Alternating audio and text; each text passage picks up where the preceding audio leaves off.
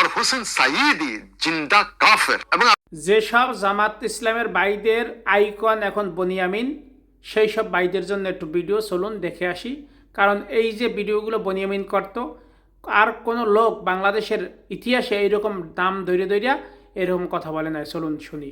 হোসেন সাঈদ কাফের, আমি সেই কাফেরদের দেখতে চাই না। হে আল্লাহ, তুমি আমাদেরকে সেই রকম ইমাম দাও যারা নিজ দেশে ভাড়া করা কোন সুযোগ সন্ধানী কোন খ্রিস্টান, কোন সুযোগ সন্ধানী কোন হিন্দু ভাড়াটিয়া কোন মেম্বারদেরকে নিয়ে ওয়াজের ময়দানে তারা যেন ধর্মান্তরিত হয়েছে এই রকম যেন না করতে হয়। অর্থাৎ কোন দেলোয়ার হোসেন সাঈদী জিন্দা কাফের। এবং আমি তাকে আমার জীবনের একেবারে যৌবনকাল থেকে জানতাম যে একটা বিশ্ব টাউট, বিশ্ব বদমাইশ।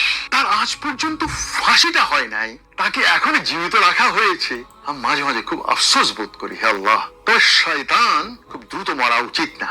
সেদিক থেকে ভাবলে আবার ভাবি যে না, ওকে জিন্দা রেখে ওরে তিল তিল করে জেলের মধ্যে কষ্ট দেওয়া উচিত। এই লোকটাই প্রথম কিছু হিন্দুকে ভাড়া করে আনতো, ভাড়া করে এনে কোরআন যখন তাফসীর করতো, সেই তাফসীরের সময় হঠাৎ করে দেখা যেত যে কয়েকটা লোককে নিয়ে আসছে। তার নাম সুশীল শীল, ওর নাম হরেন্দ্রনাথ শীল, ওটার নাম যোগী বাবা দাসী।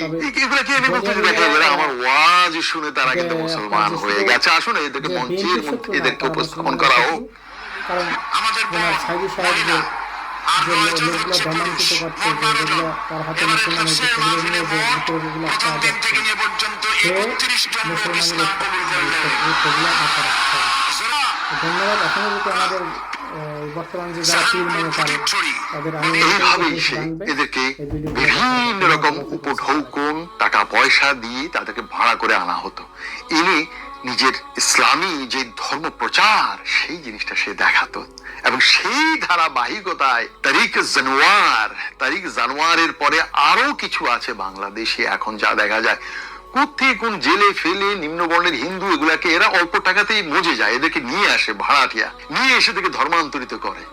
কিন্তু একটা হুজুর নেই যে বাংলাদেশের বাইরে গিয়ে কোনো ধর্ম প্রচার করেছে।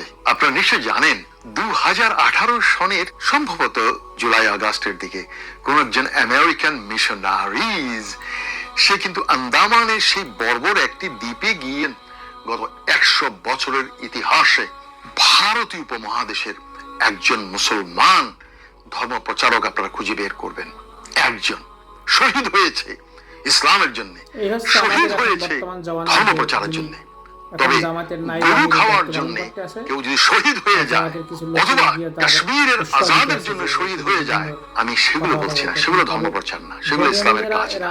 ইসলাম হলে গরু খেতে হবে, এগুলোকে শহীদ বলে না। আমি আজ আপনাদেরকে সুখের কথা বলতে এসে অনেকগুলো কথাই আমার মনের মধ্যে আঁকুপাকু দেয়। সেই কথাগুলো অনেকটা ওয়াজিদের মতে। ওয়াজিরা যখন কোরআন তাফসীর করতে বসে তখন তারা স্ট্রেট হয়ে চলে যায় অন্যদিকে। তখন তারা এই ধর্ম প্রচার নিজের বাড়ির ভিতরে হিন্দুদেরকে ধরে ধরে এনে ধর্মান্তরিত দেখাচ্ছে। কারণ আজহারি যতই সাইদের কথা বলুক, মনে প্রাণে সে জানে